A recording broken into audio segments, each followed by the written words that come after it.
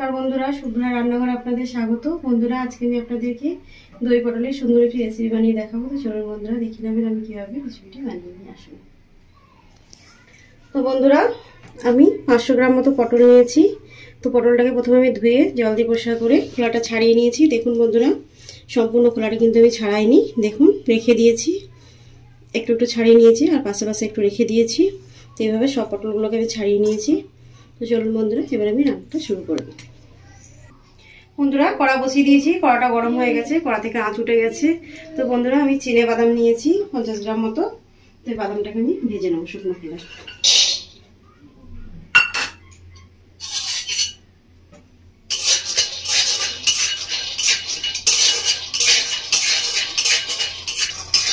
দেখুন বন্ধুরা, বাদামটা আমার ভাজা হয়ে গেছে, দেখুন কালার চলে এসছে বাদামের মধ্যে।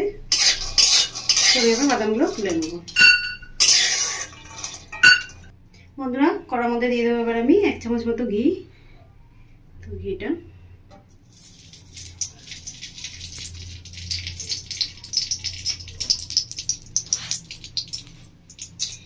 একটু গরম করে নেবো।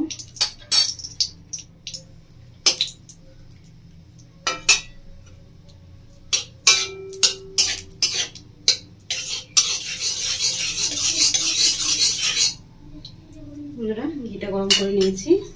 তো ঘিয়ের মধ্যে দিয়ে দেবো এবার আমি সরষের তেল।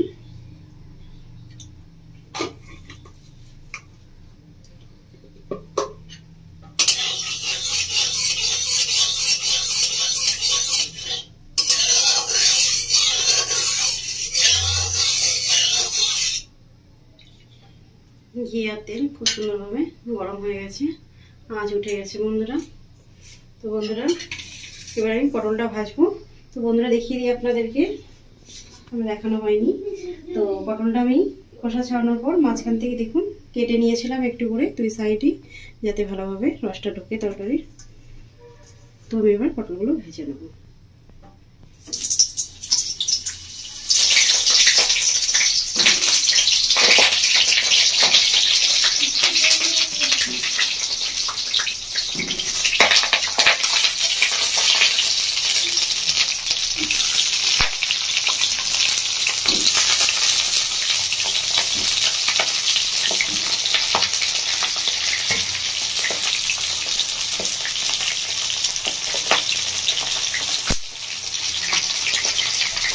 বন্ধুরা, পটলটা দেওয়া হয়ে গেছে, দিয়ে দেবো আমি করে 7 চামচ মতো লবণ, দিয়ে দিচ্ছি বন্ধু 1 চামচ চিনি, আর সাথে দিয়ে দিচ্ছি কাশ্মীরি লঙ্কা গুঁড়ো 1 চামচ মতো।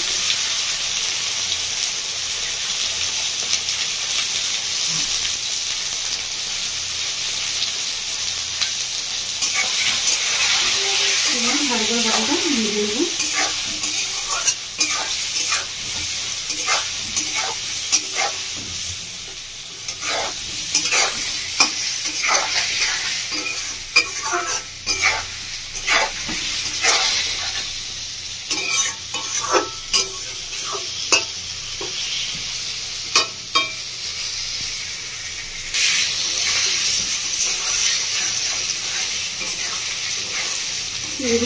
পটলটা ভাজা ভাজা হয়ে যাচ্ছে, আর 1 মিনিট ভাজবো। পটলটা আমার ভাজা রেডি হয়ে যাবে।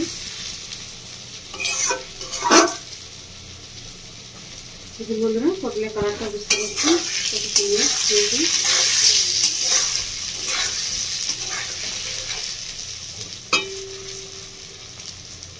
যখন এই প্রসেসে কালারটা চলে আসে বন্ধুরা, তখন বুঝতে পারবেন যে পটলটা প্রায় ভাজা ভাজা হয়ে যাচ্ছে। কিছু বন্ধুরা, পটলের গাটা দেখে বোঝা যাচ্ছে পটলটা প্রায় ভাজা ভাজা হয়ে যাচ্ছে।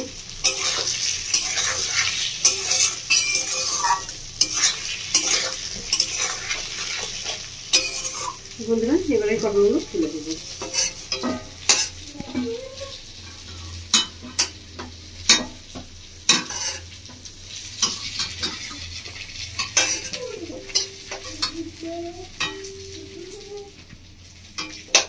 এই দেখুন বন্ধুরা, পটলগুলো সব ভাজা রেডি হয়ে গেছে, আমার থালায় তুলে নিয়েছি। তো বন্ধুরা, এবার আমি কড়ার মধ্যে দিয়ে দেবো আর একটু তেল, পটল ভাজা তেলের মধ্যেই।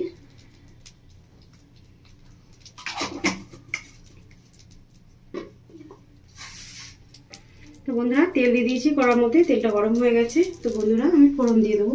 তো বন্ধুরা কী কী নিয়েছি দেখিয়ে দিই আপনাদেরকে ফোড়নে। তো ফোড়নের মধ্যে দিয়ে দেবো আমি প্রথম 1 চামচ মতো চিনি দিয়ে দেবো। তারপর দিয়ে দিচ্ছি আমি লং, এলাইচি, দারচিনি, 5 ফোড়ন, গোটা জিরে নিয়েছি 1/2 চামচ মতো, একটা শুকনো লঙ্কা, একটা তেজপাতা। তো প্রথমে আমি কড়ার মধ্যে দিয়ে দিচ্ছি চিনিটা। এবার আমি দিয়ে দিচ্ছি তেজপাতা, একটা শুকনো লঙ্কা, লং, এলাইচি, দারচিনি, সাথে জিরে আর 5 ফোড়নটা।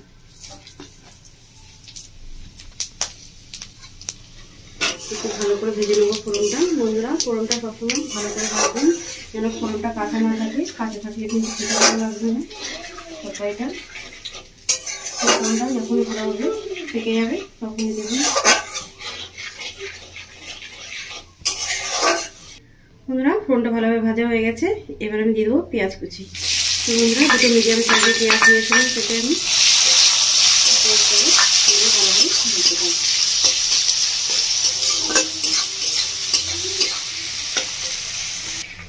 বন্ধুরা পেঁয়াজটা ভাজা হচ্ছে, সেদিকে তখন আমি মশলাটা করে নেবো। তো বন্ধুরা মশলা আমি কী কী নিয়ে নিয়েছি দেখিয়ে দিই আপনাদেরকে। 2টো কাঁচা লঙ্কা, কালো মরিচ 1/2 চামচ মতো, আর নিয়েছি আদা আর রসুন। এটা আমি ভালো করে বেটে নেবো। আর বন্ধুরা বেটে নেবো কাজু বাদাম, নারকেল আর চালমগজ। এটাকে একসাথে 3টেকে ভালো করে বেটে নেবো।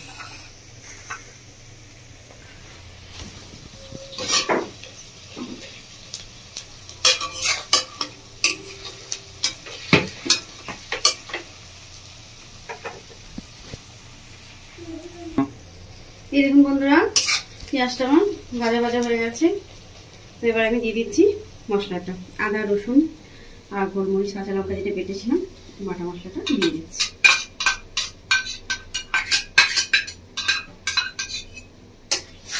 মশলাটা দিয়ে ভালো করে একটু কষিয়ে নেবো। গ্যাসের ফ্লেমটা একটু বাড়িয়ে দিচ্ছি।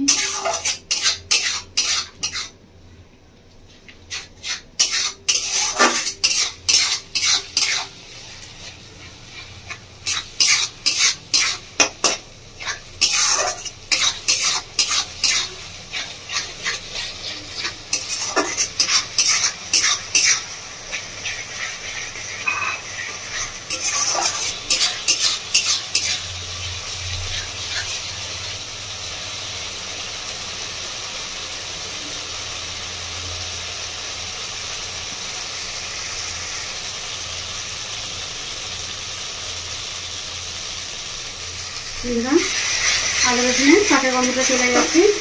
এবার দিয়ে দেবো এর মধ্যে মশলা। বন্ধুরা আমি কিছু মশলা দিয়ে দিচ্ছি।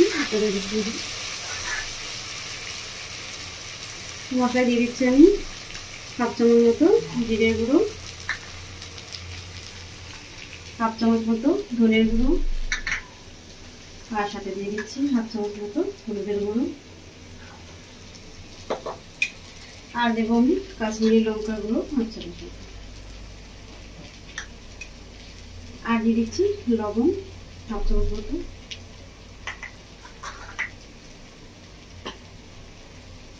এবারে এই মশলাটাকে ভালো করে কষিয়ে নেব।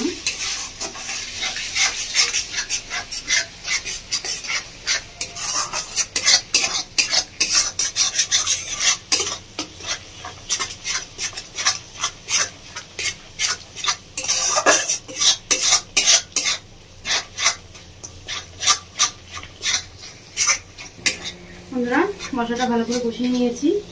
তো এবার আমি দিয়ে দেবো এর মধ্যে বেটে রাখা চালমগজ, কাজু বাদাম আর নারকেল যেটা বেটে রেখেছিলাম, বাটাটা দিয়ে দিচ্ছি।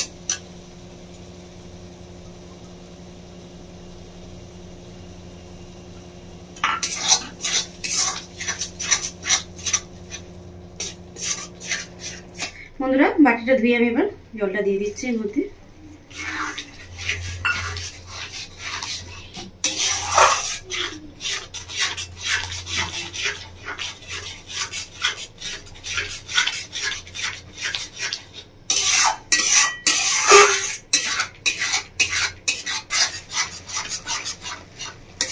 বন্ধুরা মশলাটা ফুটে গেছে। তো আমি এবার দিয়ে দিচ্ছি এর মধ্যে ফেটিয়ে রাখা দই। তো বন্ধুরা এটা 70 গ্রাম মতো দই আছে, টক দই। তো আমি এটা টক দইটা দিয়ে দিচ্ছি।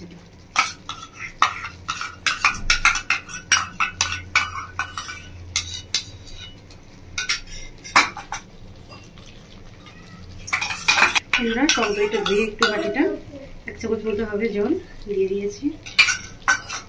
বন্ধুরা দইটা দেওয়ার পর আমি আস্তে আস্তে এটাকে নাড়তে থাকবো। দই দেওয়ার পর বন্ধুরা খুব জোরে নাড়বেন না, আর ফ্লেমটা গ্যাসে মিডিয়াম রাখবেন, হাই ফ্লেমে রাখবেন না।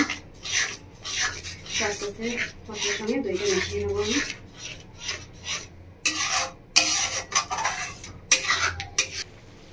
দেখুন বন্ধুরা মশলার গা থেকে এবার তেল ছেড়ে যাচ্ছে, মশলাটা প্রায় বসানো রেডি হয়ে গেছে। বন্ধুরা একটা 5 মিনিট মতো কষিয়ে নিয়েছি, মশলাটাকে মিডিয়াম আছে কষিয়ে নিয়েছি মশলাটাকে ভালো করে নিই। বন্ধুরা এবার আমি দিয়ে দেবো মধ্যে জল।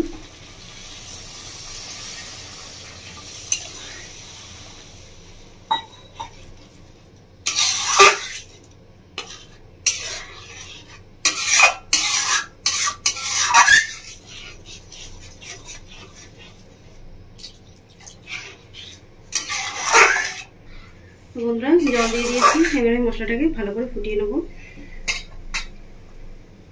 এরকম বন্ধুরা মশলাটা খুব ভালোভাবে ফুটে গেছে, এবারে আমি ভেজে রাখা পটলগুলো দিয়ে দেবো।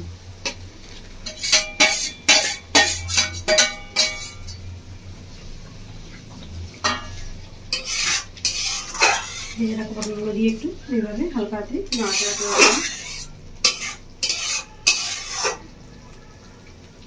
নাড়াচাড়া করে নিয়ে এবারে আমি ঢাকা দিয়ে 5 মিনিট মতো ফুটিয়ে নেব।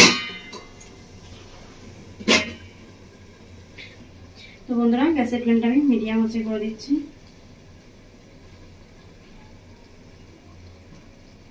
বন্ধুরা 5 মিনিট মতো হয়ে গেছে, আমি ঢাকাটা খুলে দেখে নিচ্ছি।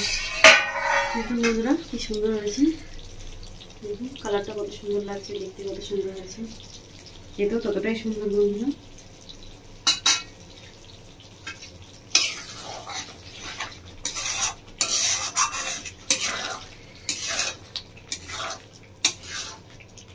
বন্ধুরা আমি একবার নাড়িয়ে নিয়েছি, নাড়িয়ে এবার দিয়ে দেবো উপর থেকে যে বাদামটা, আমি চীনা বাদামটা শুকনো কলায় ভেজে রেখেছিলাম, ওটাকে আমি গুঁড়ো করে নিয়েছি, উপর থেকে এবার দিয়ে দিচ্ছি। বন্ধুরা বাদামটা দিয়ে এবার আমি 1 মিনিট মতো নাড়াচাড়া করে নেবো। বন্ধুরা আপনারা দেখলেন আমি কীভাবে বানালাম দই পটল। তো বন্ধুরা আপনারা এবার বাড়িতে বানাবেন, বানিয়ে খাবেন, আমার কমেন্ট করে জানাবেন বন্ধুরা আপনাদের কেমন লেগেছে। তো বন্ধুরা আমার রেসিপি দেখার জন্য আপনাদেরকে অসংখ্য ধন্যবাদ। আমার চ্যানেলটিকে আপনারা লাইক শেয়ার সাবস্ক্রাইব করে দেবেন। ধন্যবাদ বন্ধুরা, 1 মিনিট মতো হয়ে গেছে।